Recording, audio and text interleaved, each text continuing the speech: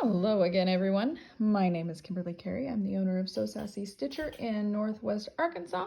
I have been promising you guys my finished products for my Riley Blake bench pillows of the month. I have got everything done through the one that we just got for September. That's the November cover with the leaves and the pumpkins. So I think I had shown you the flowers and the Easter baskets before, so I'm going to just kind of go through the rest of them here for you. So this is my bee and flowers. So you can see that guy disregard the mess over there. I'm working on a t-shirt quilt for a friend of mine. But you can kind of see the quilting that I did within the flower and just real simple stippling in the background. And there is the bee. And then the other flower is very similar to the first flower. So that's that one. And then just X's in the cross pieces. That's what I used for the back of this one. I love this line of fabrics. It's fantastic. So I figured since it was flowers, I would do the back. Not that the backs matter that much, but that's what I did.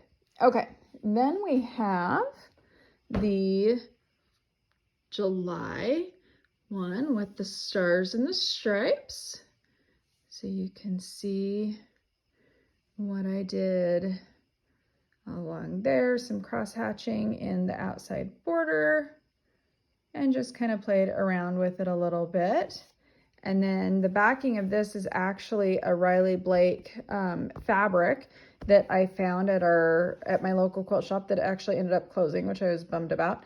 But I thought that was quite fitting for this one, so that's fun. All right, and then I have the strawberries. And for this one, I did some cross hatching in the back, but then I did little teeny tiny stippling loops so that it looked like the seeds on the strawberries.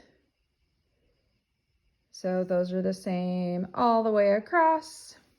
And I found some fun strawberry fabric for the back of that one. I think I'll probably put that one out in the springtime because strawberries to me are more of a springtime thing, like a March, April thing. And with Easter being so early this year, I'll probably put it out in for April. All right, so right now, currently, I have my schoolhouse on my bench pillow, so you can kind of see what I did in the borders there. And then I did a little bit of fun stuff with mine. I wrote names of the books on the spines of the books. And then I actually put, this is the school that we went to that my girls went to in Idaho, and that's kind of where our heart is. We haven't been in Arkansas that long. So then I've got the apple, and then I've got more books down here, and all of the writing is just freehand on all of these. So I thought that was kind of fun to do there. And then I have my pumpkins, and what I did here, and if you watched my videos, you heard me say what I did. So I actually left the applique off to quilt my pumpkins, and then I actually did put the applique on after I quilted so that I didn't have to try to go around all of that to quilt. Okay, you can see my leaves. I did a little bit of swirlies and leaves in the green, and so the applique afterwards did great. I know some people also don't stitch their applique and do it on the quilt machine. I have tried that. I'm not a huge fan of that. I can't control it quite as well, so I just did it afterwards. And for this particular one, it worked great. There would be some applications in which that would not work, and you would still want to do the applique before. I found some fun pumpkins to throw on the back of that one. And then the last one that I have to show you is the one that I just finished, which are my leaves and pumpkins. So I liked mostly what they did for the quilting on the leaves in the picture, so I kept it with that. I just have a stipple in the back. Again, X's on the blocks.